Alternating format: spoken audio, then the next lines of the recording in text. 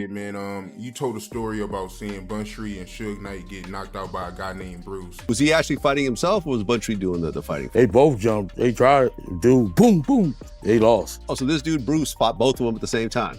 They lost, dude. And I told Bruce, I said, man, police behind us. We get in the turning lane at an apartment in Inglewood. And he lit a joint. Right when the police were behind us, he lit a joint. And looked at me and said, quit panicking. That's Bruce for you. That guy had hard, man. Bruce Richardson to me was a dope boy. He's one of the most successful dope boys in the game at that time. Suge Knight might have been feared as the so-called boogeyman of hip-hop, but even the hardest figures have their breaking point. That truth hit hard when Suge ran into Bruce Richardson, a man with a name that carried serious weight on the streets. He was on the other side of the room, but that boy Bruce Richardson beat that. You know what I'm saying? I guess he knew karate. Yeah. Bruce wasn't just another neighborhood tough guy. He was a real martial arts expert, trained and disciplined, but with that raw street energy that made people think twice before stepping to him. Word around South Central was that Bruce could drop almost anyone who tested him, and he wasn't scared to stand his ground against anyone, not even Suge Knight and his crew. When the two finally crossed paths, it wasn't just a regular fight. It was a full-on clash of egos and skill. Bruce didn't just defend himself, he made Suge's crew look completely unprepared. The moment spread fast, shaking up Suge's reputation and leaving people talking all over the city. He actually fighting himself, or was Buntry doing the fighting? They both jumped. They tried to do boom, boom. They lost. Oh, so this dude Bruce fought both of them at the same time. They lost, dude. But then, something strange went down. Just a day after that intense encounter, Bruce suddenly disappeared under mysterious circumstances. But then I heard the next day he ended up dead. Yeah.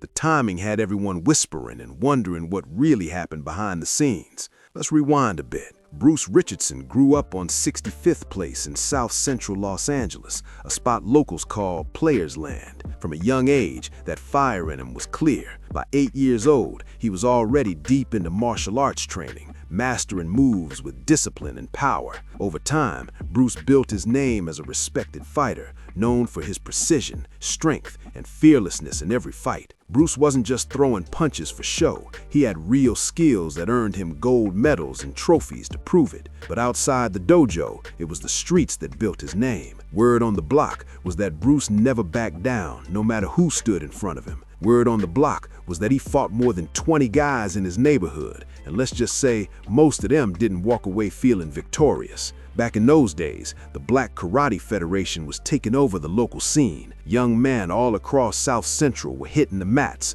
pumping iron, and sadly, some got caught up experimenting with the wrong stuff, a risky mix that often ended in chaos. But through it all, Bruce stood out. He wasn't just another fighter, he had presence. That natural charisma pulled people in, and his popularity only grew stronger. At Crenshaw High School, Bruce wasn't just known for fighting, he was also a varsity basketball player with serious talent. Everyone on campus knew who he was, but one afternoon after class, tension exploded. Bruce got into a heated confrontation with Big U, another big name around the neighborhood. Rumor has it, the argument sparked over a woman, and before anyone could step in, Bruce threw the first punch, sending Big U crashing straight into the bushes. And Bruce walked up, and he like, man, woo, and he talking about the chick.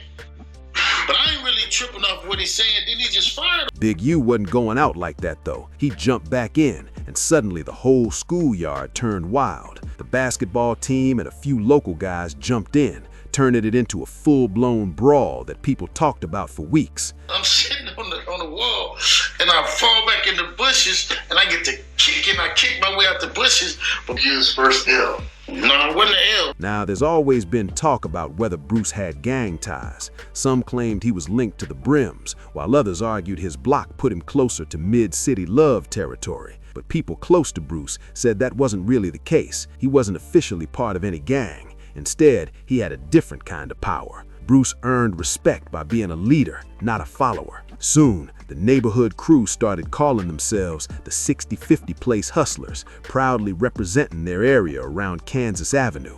After finishing high school in 1983, Bruce made his next move, and this time his focus was clear. He was done fighting for attention. Now he wanted to stack money and make real progress. And the opportunity he found next, that's where things started getting serious. When the crack era started sweeping through Los Angeles, the streets changed fast, and Bruce Richardson adapted even faster. Before long, he became one of the most successful hustlers on the west side of South Central, running an operation that had everyone talking. Richardson to me was a dope boy. He's one of the most successful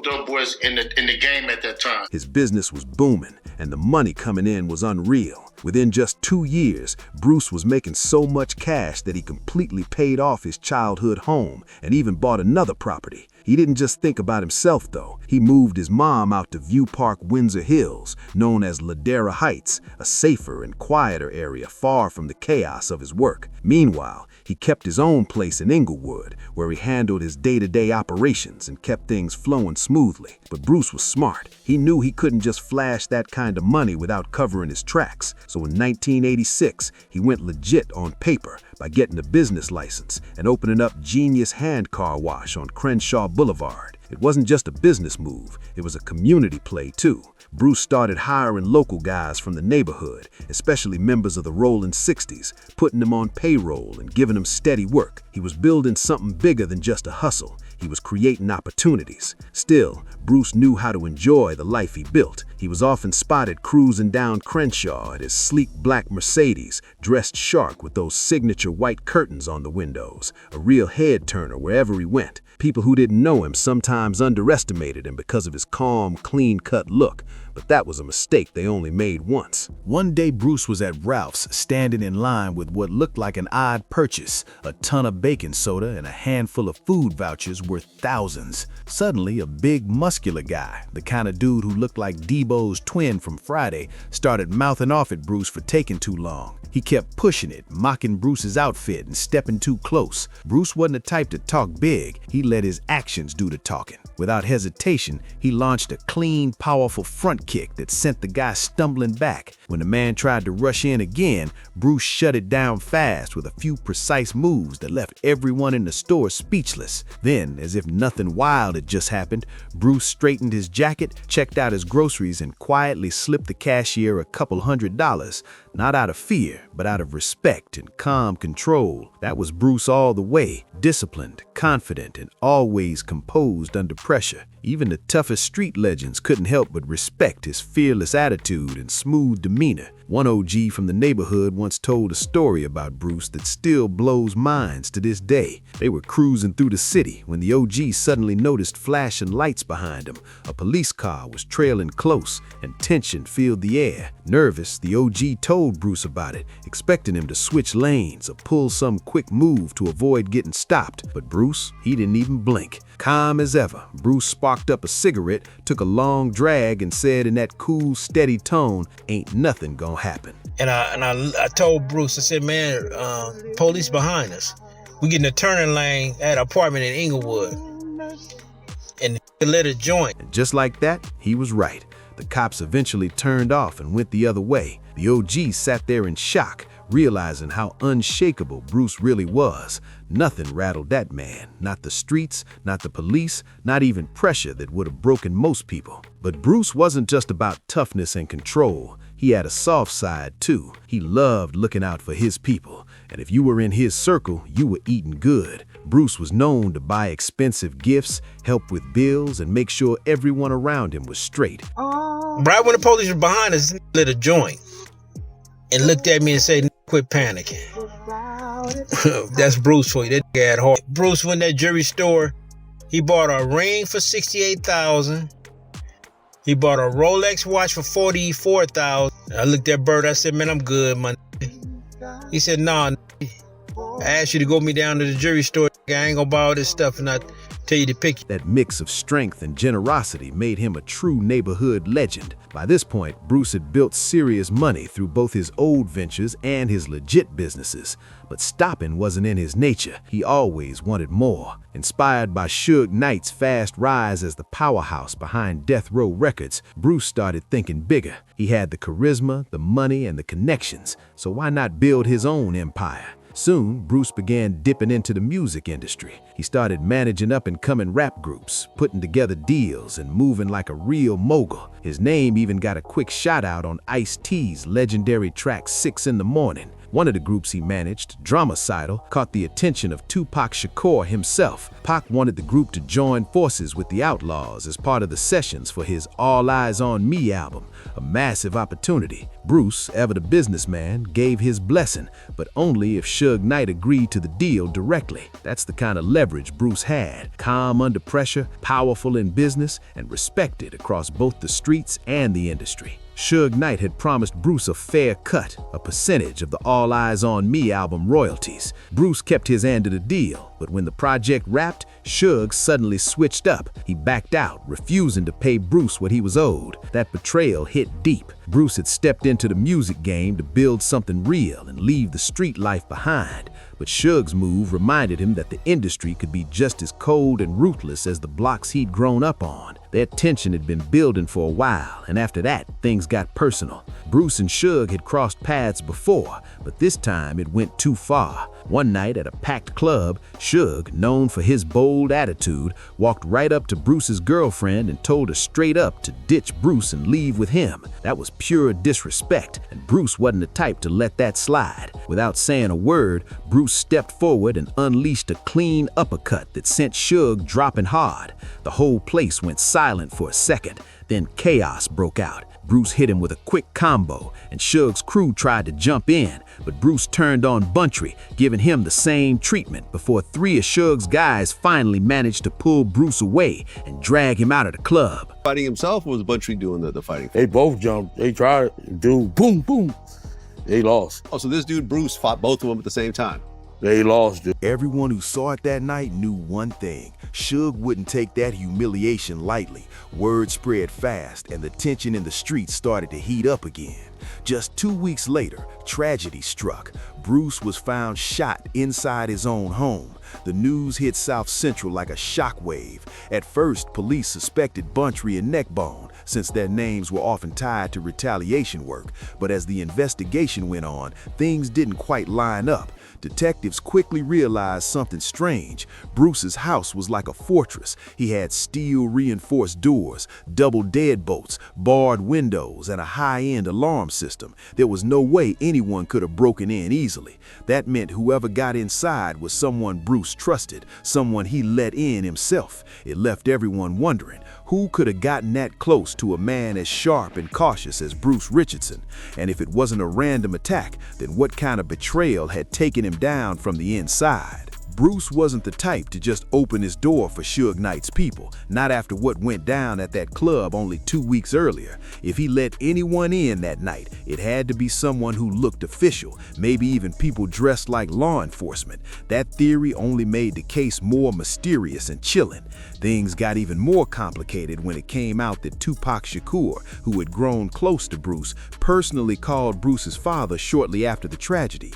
Pac told him directly that he had nothing to do with what happened. He wanted to make that clear, but Pac couldn't vouch for Suge Knight, and everyone knew exactly what that implied. Suge's name started floating around heavy, but there was never any solid proof tying him to Bruce's death.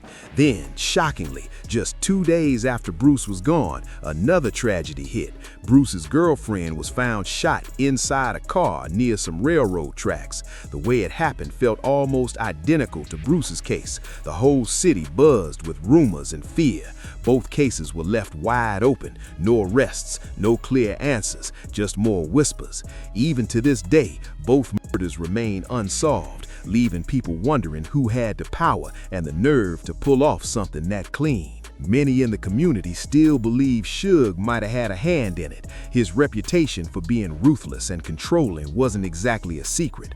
Over the years, Suge had built an image of someone who always got his way by any means necessary. With his deep connections, history of run-ins with the law, and his habit of keeping things handled, it's no surprise that a lot of people saw him as the prime suspect, even if the proof was never there. Suge Knight's story has always been tangled in controversy. His record shows he's no stranger to conflict or legal trouble. Back in 1995, he pleaded non-contest in a federal case for assaulting 2 rappers at a Hollywood studio back in '92, a move that landed him 5 years of probation. But things didn't stop there. By 1996, everything started to spiral again.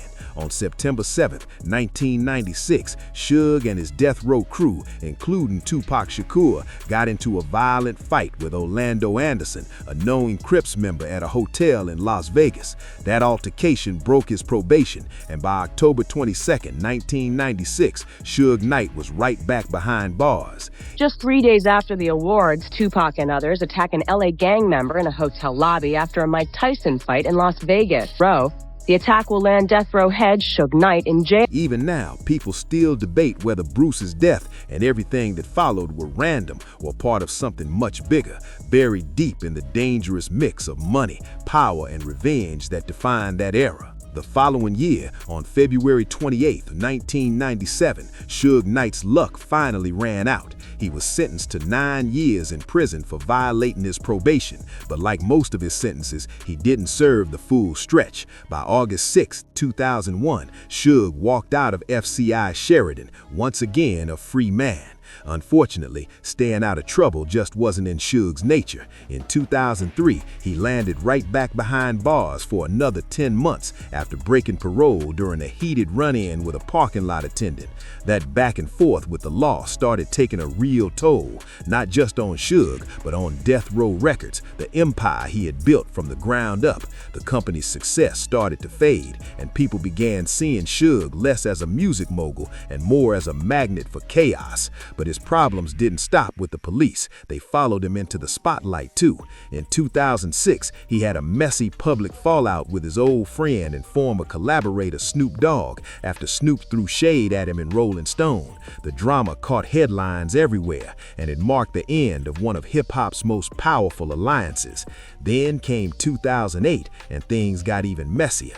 During a police crackdown in Compton, Suge's alleged ties to the Mob Piru Street gang were under investigation, putting his name back in the headlines for all the wrong reasons. A few months later, on May 10th, Suge was involved in another wild incident, this time a fight over money outside a Hollywood nightclub called Shag. The scuffle got so bad that Suge was reportedly knocked out cold for nearly 3 minutes, and even when he came to, he refused to speak to the police about what happened.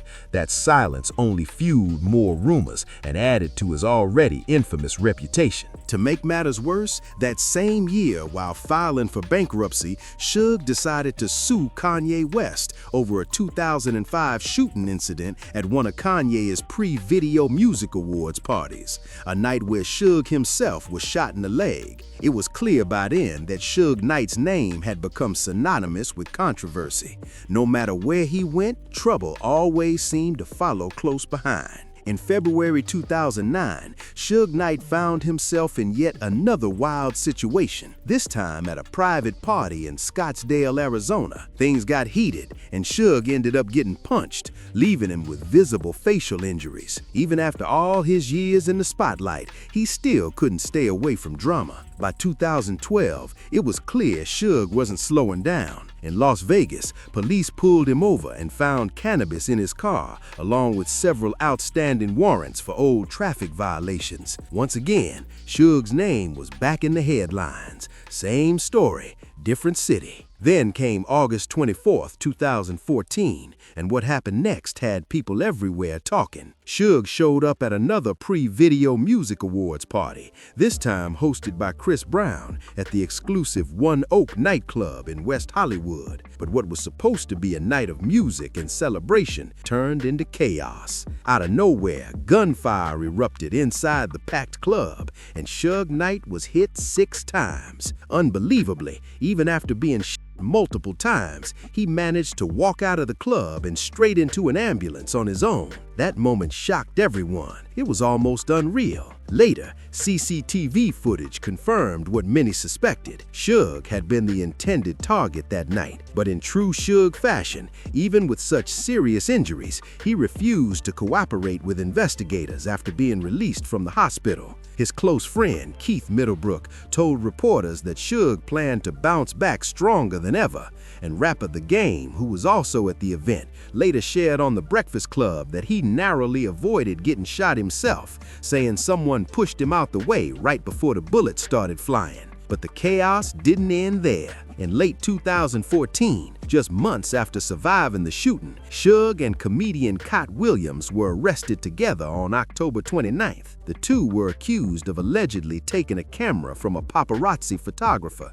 in Beverly Hills the month before. Suge Knight, of course, rap mogul, and Cat Williams, comedian, they're under arrest after a high-profile robbery, I guess you could call it. Yep, because the men are accused of stealing a paparazzi's camera. The charge? Second-degree robbery. Both men pled not guilty, but the incident added yet another scandal to Suge's already explosive timeline. While locked up awaiting trial, Suge's health started to decline. Doctors discovered a blood clot in his lung, a serious issue that landed him in and out of medical care. By that point, the combination of legal battles, health scares, and his long history of chaos had everyone wondering how much longer Suge Knight could keep going like this. The robbery case ended up getting pushed back because Suge Knight was already facing something way heavier. On January 29, 2015, everything took a dark turn in Compton, California. Suge was involved in a shocking hit and run that left one man dead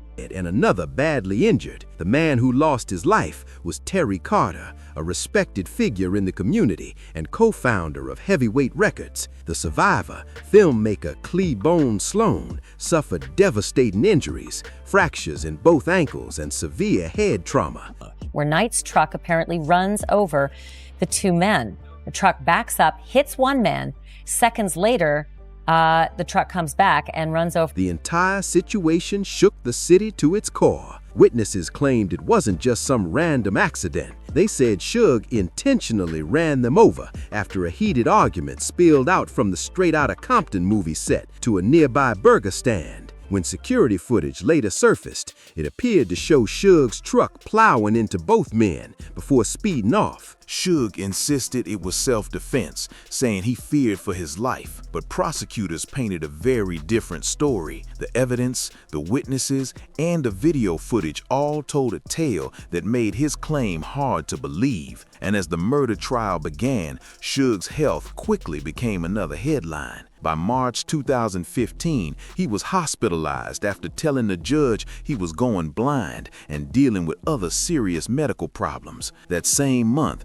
frustrated and desperate, Suge fired his entire legal team, claiming they weren't fighting hard enough for him or ensuring he got the medical care he needed behind bars. Then came the jaw-dropping moment. The court set Suge's bail at a staggering $25 million. The number hit him so hard that he collapsed right there in court after hearing it. Eventually, the bail was lowered to $10 million, but by then, the damage was done. Suge's health and his reputation were both spiraling. By July 2015, things got even worse. His attorney revealed that doctors believe Suge might have a brain tumor, adding yet another serious condition to his long list of health struggles. Despite that, the judge refused to reduce his bail any further. Over the next year, Suge's case turned into a marathon of delays, hospital visits, and attorney changes. He went through multiple lawyers, firing and replacing them one after another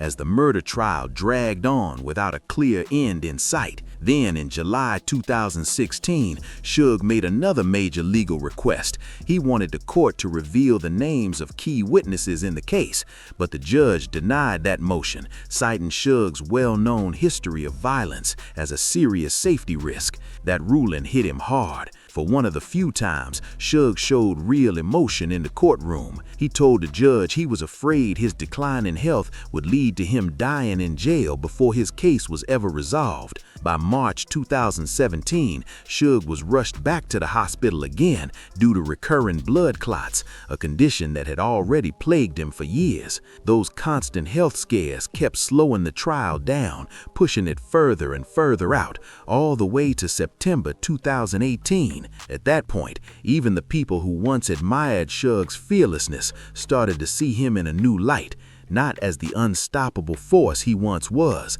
but as a man who had finally run out of luck, trapped between his past choices, his failing health, and the system that was closing in for good. In February 2017, just when it seemed like things couldn't get any worse, Suge Knight got hit with another indictment, this time for allegedly threatening F. Gary Gray, the director of Straight Outta Compton. Prosecutors claim Suge had sent menacing text messages back on August 8, 2014, reportedly making threats of death or serious harm. The exact words in those texts were never revealed to the public, but the accusations were heavy enough to bring a grand jury indictment against him. Suge, of course, pleaded not guilty, firmly denying that he ever threatened Gray, and in the end, this particular case didn't hold up. As part of his later plea deal connected to the death of Terry Carter, the charges tied to those alleged threats were eventually dropped. Still, by that point, Suge's world was closing in fast, and the weight of all those years of chaos had finally caught up with him. When the long-awaited trial finally came around, Suge made a move no one saw coming. He pleaded non-contest to voluntary manslaughter. That decision spared him a potential life sentence, but it didn't let him off easy. The courtroom was packed when the judge handed down the final sentence: 28 years in prison, 22 years for the fatal hit and run that took Terry Carter's life, plus 6 more under California's 3 strikes law.